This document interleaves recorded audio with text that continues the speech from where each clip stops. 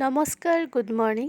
মোৰ আন এটি ভিডিঅ'লৈ আপোনালোক সকলোকে জনাইছোঁ স্বাগতম। এয়া বিচনাৰ পৰাই ৰাতিপুৱা অৱশ্যে সোনকালে উঠিছোঁ, ৰবিবাৰ আজি। আৰু এয়া গা মূৰ ধুলোঁ, বহুত কাপোৰ ধুব লগা আছিল, তো গোটেইখিনি ধুই মেলি আহিলোঁ। আৰু প্ৰথম এগিলাচ গৰম পানী, আৰু কাপোৰ ধুওঁতে বহুত দেৰিয়ে হৈ গ'ল। তেওঁ লৈছোঁ আৰু গ্লাছটো, তাৰ মাজে মাজে আৰু পানীখিনিও খাই আছোঁ, আৰু বাকী যিখিনি কাম কৰিবলগীয়া আছে ৰাতিপুৱা ব্ৰেকফাষ্টখিনি ৰেডি কৰোঁ। এওঁ বাৰু ঘৰ সাৰি মুচি দিলে আৰু মই কাপোৰখিনি ধুলোঁ। তো দুয়ো এনেকৈ কৰিলে সোনকাল হৈ যায় কামখিনি। তথাপিও আৰু 10 বাজিলেই গোটেইখিনি কৰোঁতে। আৰু এয়া ৰাতিয়ে মই চাউল তিয়াই থৈ দিছিলোঁ, ভাবিলোঁ আজি খোলা চাপৰি পিঠা খাম। ভাবিছোঁহে দেই, কেনেকুৱা বনাওঁ গেৰেণ্টি নাই আৰু, তো বনাব ট্ৰাইহে কৰিম, কেনেকুৱা হয় গম নাপাওঁ। তো এয়া মই ধুনীয়াকৈ চাউলখিনি ধুই মেলি ল'লোঁ, আৰু তাৰপিছত এইখিনি পিচিলোঁ। অকণমানেই ভিজাই থৈছিলোঁ, কাৰণ আমি দুজনে যিহেতু আৰু বেছি কৰাও নাই, আৰু বেয়া হ'লেতো আৰু জানেই। তো এইখিনি ধুনীয়াকৈ মই মিক্সিতে গুড়ি কৰি ল'লোঁ, আৰু তাৰপিছত আৰু বাকীখিনি ভাবিলোঁ কৰিম আৰু মই তাত পানীও দিছোঁ একেলগে। কিছুমানে প্ৰথমতে পিঠাগুড়িটো শুকানকৈ লৈ পিছত পানী দিয়ে, কিন্তু মই আৰু এনেকৈয়ে দিলোঁ, সোনকাল হৈও যায় একেবাৰে। প্ৰথম পানী নিদিয়াকৈ কৰিছোঁ, তাৰপিছত আৰু পানী দিছোঁ।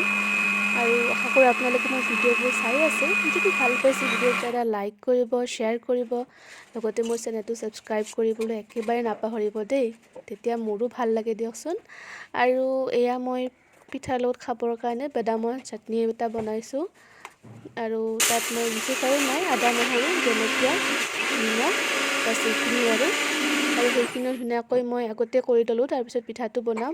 আৰু ইয়াতো মই অকণমানকৈ পানী দিছোঁ আৰু পিচি আছোঁ।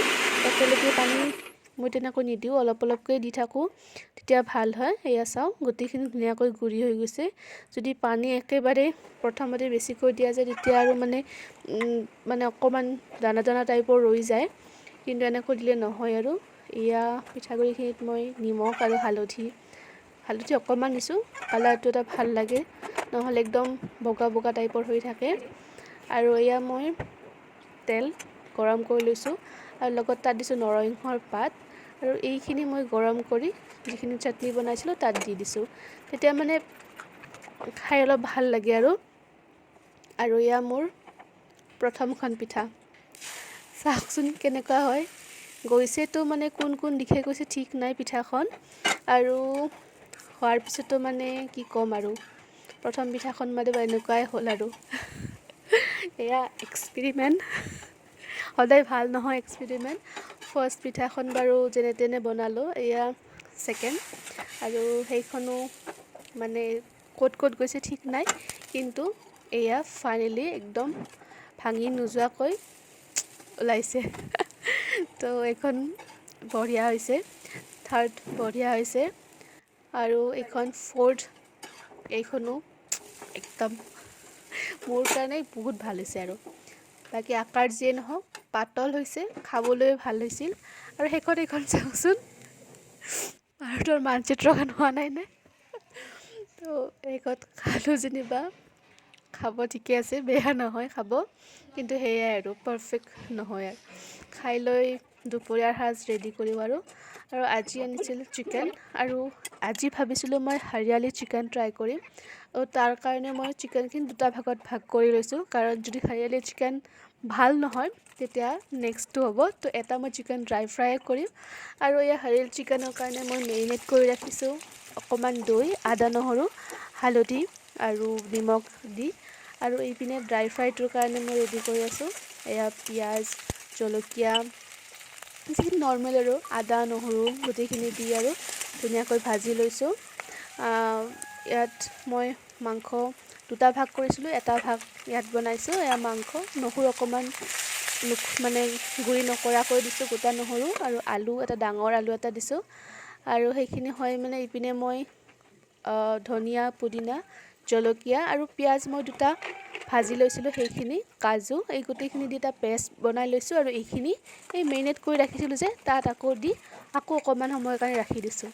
আৰু এইপিনে বিলাহী আৰু হালধি আৰু যিখিনি মছলা নৰ্মেলি দিওঁ আৰু গৰম মছলা জিৰা চিকেন মছলা সেইখিনি দিছোঁ আৰু সেইখিনি দি মোৰ এয়া ড্ৰাই ফ্ৰাই একদম ৰেডি আৰু ইয়াত ধনিয়া দি দিছোঁ আৰু এইখিনি হৈ গ'ল এতিয়া আৰু সেইটো কেৰাহীতে তেল তাৰপিছত আৰু এইখিনি মেৰিনেট কৰি ৰাখিছিলোঁ সেইখিনি প্ৰথমতে মই চিকেনখিনি এটা এটা পিচ তেলত দি দিছোঁ আৰু তাৰপিছত যিখিনি গ্ৰেভি হৈ গৈছিল সেইখিনিও অকণমান দিছোঁ গোটেইখিনি নহয় অকণমান দিছোঁ আৰু তাৰপিছত এইখিনি আৰু ধুনীয়াকৈ অকণমান সময় লৰাই আছোঁ আৰু একদম কম জুইত মই এইখিনি অকণমান মানে ধৰক মই 10 মিনিটমান মই ইয়াত ঢাকি ৰাখিছিলোঁ আৰু তাৰপিছত এইখিনি কালাৰটো এনেকুৱা চেঞ্জ হোৱাৰ পিছত মই ভাবিলোঁ এইটো অকণমান ভাজি লওঁ মানে কিজানি খাব ভাল হ'ব আৰু সেইকাৰণে মই এয়া টাৱাত অকণমান তেল দি প্ৰথমতে মাংসখিনি ভাজি লৈছোঁ আৰু তাৰপিছত এটা স্মোকি ফ্লেভাৰ মই আনিবলৈ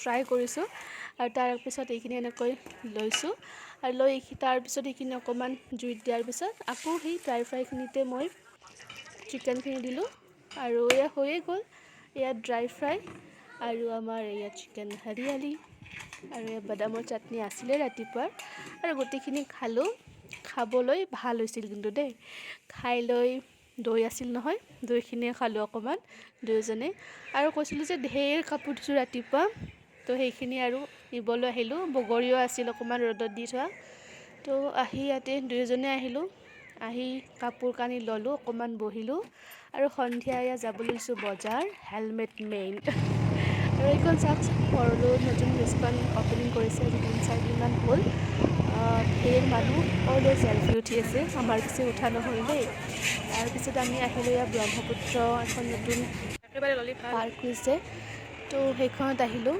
খুবেই ভাল লাগিল আপোনালোকে আহিবচোন বহুত ভাল লাগিছে আৰু তাৰপিছত শেষ ডেষ্টিনেশ্যন যিটোৰ কাৰণে ওলাই আহিছিলোঁ বজাৰ আৰু বজাৰ বহুত আছিল আজি আৰু সেইখিনিও কৰি ল'লোঁ এয়া চাওকচোন ঢেৰ বজাৰ হৈছে আজি একদম আৰু এয়া একদম লিষ্ট দীঘল তো এয়া বজাৰ কৰি ঘৰ আহি গ'লোঁ আৰু লগত আনিলোঁ এয়া 2টা আইচক্ৰীম তো আহি খাব লাগিব এতিয়া আৰু গৰমো উঠিছে অলপ আৰু এয়া চাওক আমি আইচক্ৰীম আনিলে এনেকৈ 2টা বেলেগ বেলেগ ফ্লেভাৰ আনো আৰু দুয়ো হাফকৈ খাই চাওঁ দুয়োটা টেষ্ট লওঁ আৰু ৰাতি ভাবিছোঁ একো নাখাওঁ কাৰণ দিনত বহুত হেভি হৈ গৈছে তো পেটকনো কিমান আৰু অত্যাচাৰ কৰিম তো এয়া শুই গ'লোঁ আজিলৈ আহিছোঁ বাই থেংক ইউ